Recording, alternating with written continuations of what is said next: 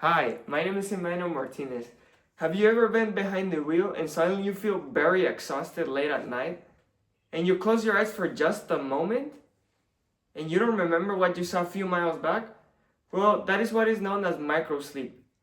It is something that affects people in today's topic, sleep deprivation.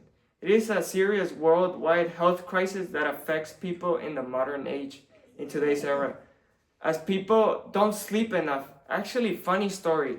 Last week that happened to my father. I was on my phone when he was driving, and suddenly the car jerked a little bit and I was scared. He said he was tired and he closed his eyes for just a moment. And that is a clear example of today's sleep deprivation that affects people.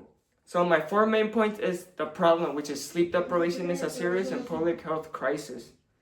2, the harm it causes in our body. 3, some realistic solutions you could apply right now.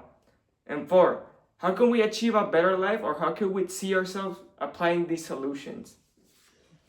So for our problem and need is that sleep deprivation is a widespread and serious public health crisis. The CDC classifies insufficient sleep as a public health epidemic in the modern age. According to Walker, the physical consequences sleep deprivation has is obesity, heart disease, and a weakened immune system. Due to the lack of sleep, we're not getting enough REM sleep. 2, our mental consequences, which according to the American Psychological Organization are 1, anxiety, 2, depression, and 3, a poor emotional regulation. And last but not least, our cognitive consequences, which is a reduced memory, our heightened decision making. That means we're not that quick on making decisions. And 3, impaired reaction time. That means our reaction time is slowing or heightened by a lot. According to the National Sleep Foundation, this is the cognitive impact it has in our minds. Now that we know how serious sleep deprivation is, let's look at some realistic solutions you could apply right now.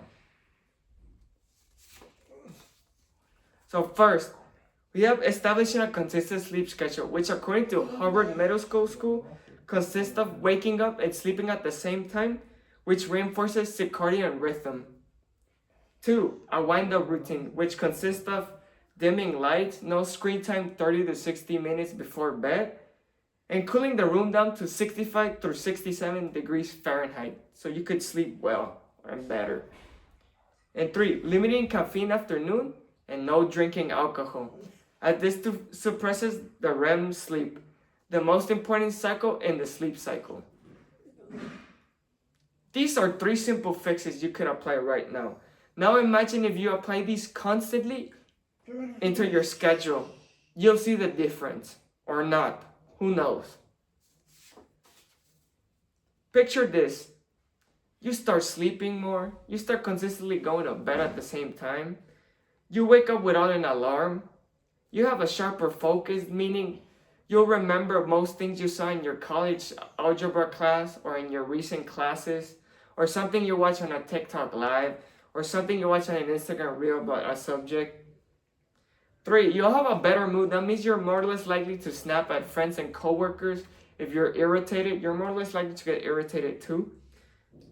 4, you have a stronger immune system. That means you're less prone to being sick to the diseases I mentioned in our first main point. Now picture this. You don't apply any of this at all. You're a person who doesn't sleep that much. You're a person who's sleep deprived. You're very sleep deprived. The sleep debt compounds. This means it accumulates inside your body, and the diseases I talked to you about, you're more or less likely to get them. 2, our cardiovascular risk rises. That means you get these types of diseases more often. Your mental health erodes slowly. That means you're more prone to getting anxiety and depression, and being in a regular state of being constantly thinking and doubting yourself.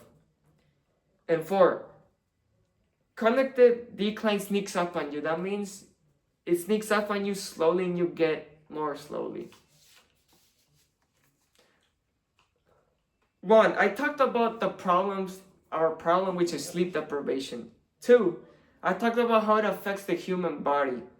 3, I offered 3 realistic solutions to fix the problem.